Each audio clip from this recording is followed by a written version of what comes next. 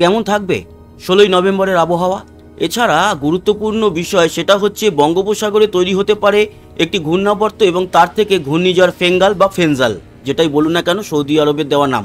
এই ঘূর্ণিঝড় তৈরি হওয়ার একটা পরিস্থিতি তৈরি হয়েছে। এছাড়া আমরা আলোচনা করব আগামী কয়েকদিন আমাদের বেঙ্গল জোন মানে পশ্চিমবঙ্গ, বাংলাদেশ, ত্রিপুরা, আসামের তাপমাত্রা কীরকম থাকবে, ভোরের দিকে কতটা ঠান্ডা পড়তে পারে।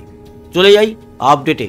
এই মুহূর্তের উপগ্রহ চিত্র কি বলছে? উপগ্রহ চিত্র বলছে যে আমাদের পশ্চিমবঙ্গ, বাংলাদেশ, ত্রিপুরা, আসাম একেবারে পরিষ্কার, মেঘমুক্ত, ঝকঝকে আকাশ। শুধুমাত্র বঙ্গোপসাগরের একেবারে দক্ষিণে কিছুটা মেঘ আমরা লক্ষ্য করতে পারছি। এছাড়া বেশ কিছু ছোট ছোট টাইফুন দক্ষিণ চীন সাগরে রয়েছে। চলে আসি আমাদের বেঙ্গল জোনে কীরকম পরিস্থিতি হতে পারে। সবার আগে আমরা আলোচনা করব আগামী দিনে একটি ঘূর্ণাবর্ত কিন্তু তৈরি হওয়ার মতো একেবারে পরিস্থিতি তৈরি হচ্ছে এবং তার থেকে ঘূর্ণিঝড় তৈরি হতেই পারে। তার জন্যই আমাদের রেগুলার আপডেট দেখতে হবে। আজকের এই মুহূর্তে কোনো রকম কোনো ঘূর্ণাবর্ত সেইভাবে লক্ষ্য করা না গেলেও আমরা যদি রবিবার ছেড়ে সোম এবং মঙ্গলবার দিন দেখি, তাহলে একটি ঘূর্ণাবর্ত তৈরি হওয়া শুরু হবে একেবারে আন্দামানের দক্ষিণে। তারপর আগামী বৃহস্পতিবার সেটি কিন্তু একটি নিম্নচাপে পরিণত হওয়ার সম্ভাবনা। আর তারপর শনি ও রবিবার নাগাদ যেই আপডেট পাচ্ছি তাতে ঘূর্ণিঝড় তৈরি হওয়ার কিন্তু সম্ভাবনা প্রবলভাবে দেখা দিচ্ছে। আর একটু আমাদের অপেক্ষা করতে হবে। এই যে আন্দামানের কাছে বা দক্ষিণ আন্দামানের কাছে ঘূর্ণাবর্তটি একটু বাঁক খেয়ে যাচ্ছে, মূল যে ঘূর্ণাবর্ত তার সঙ্গে মিলিত হতে পারছে না, তার জন্য একটু অপেক্ষা। যদি তারপরে 2-1 দিন বাদেই এই ফোর্স এবং যে মেন কেন্দ্রবিন্দু রয়েছে নিম্নচাপের তার 2 ধারা যুক্ত হয়ে যায়, তাহলে কিন্তু ঘূর্ণিঝড় ফেঙ্গাল আসবে, এরকমটা আমরা বলতেই পারি। অনেক কথা বলবেন যে ভারত মহাসাগরে তো একটা ঘূর্ণিঝড় দেখা দিচ্ছে।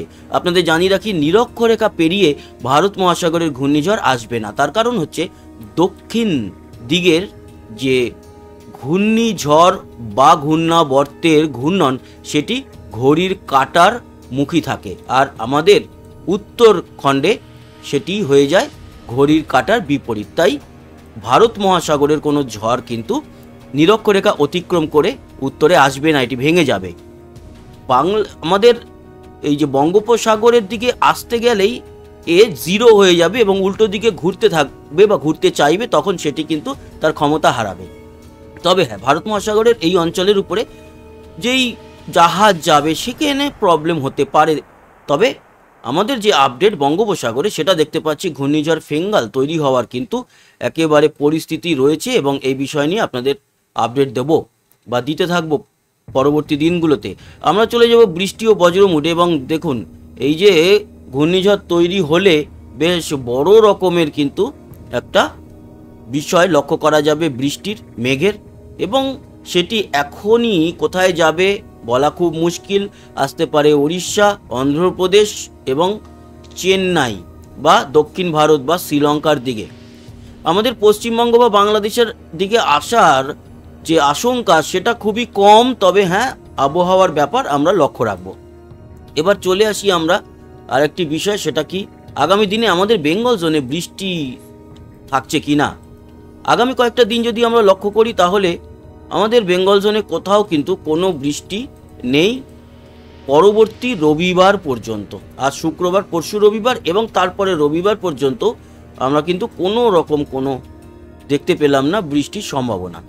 আমরা যদি পুরো শনিবার দিন থেকে শুরু করে কারসেটটাকে এগিয়ে পরপর দিনগুলো দেখি তাহলে দেখুন কোথাও কোনো বৃষ্টির সম্ভাবনা নেই।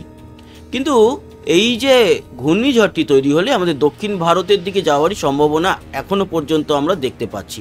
পরবর্তী সময় পরিবর্তন হলে হতেই পারে এবং ঘূর্ণিঝড় আসার সম্ভাবনা আমাদের এদিকে খুব একটা নেই।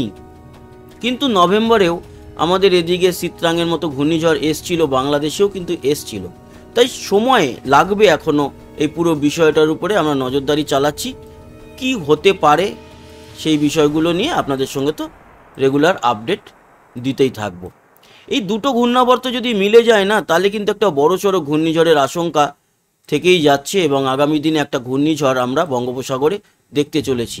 এটির যদি গাস্টিং দেখি তাহলে এখনই আমরা বুঝতে পারছি যে এই ঘূর্ণিঝড় তৈরি হলে বেশ বড় রকমই ঘূর্ণিঝড় হওয়ার সম্ভাবনা থাকছে। দেখা যাক, এখন আমাদের কয়েকটা দিন ওয়েট করতে হবে। আজ সবে হচ্ছে গিয়ে 15 তারিখ এবং 16 তারিখ, অ্যাকচুয়ালি 16 তারিখ সকালের আপডেট দিচ্ছি, 16 তারিখের আপডেট দিচ্ছি, 16 তারিখ। তো আমরা যে আপডেট পাচ্ছি এখনও অবধি সেটা কিন্তু দেখতে পাচ্ছি প্রায় 23-24 তারিখ পর্যন্ত, তার মধ্যে এই পরিস্থিতি বা পরিবর্তন আসছে।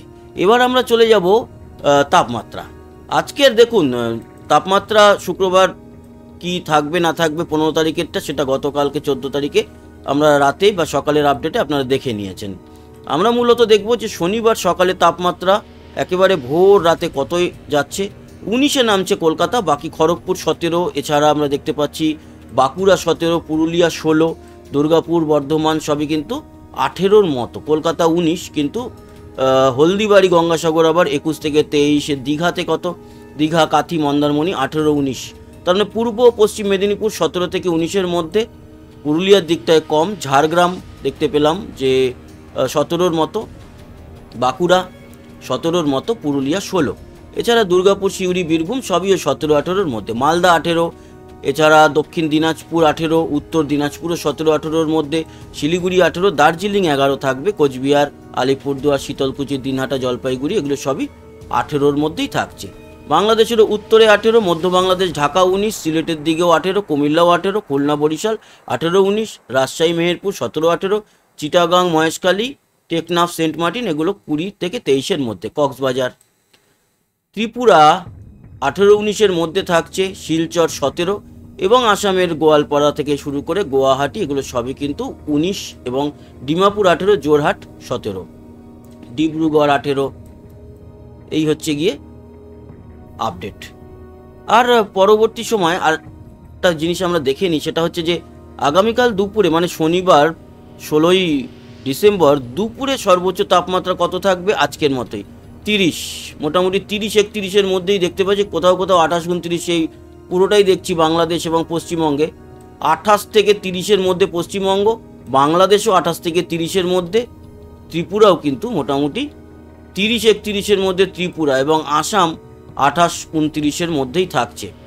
এই হচ্ছে পরিস্থিতি। পরবর্তী দিনগুলোতে তাপমাত্রা কিন্তু একই থাকবে, খুব একটা বড় পরিবর্তন আমরা লক্ষ্য করতে পারছি না।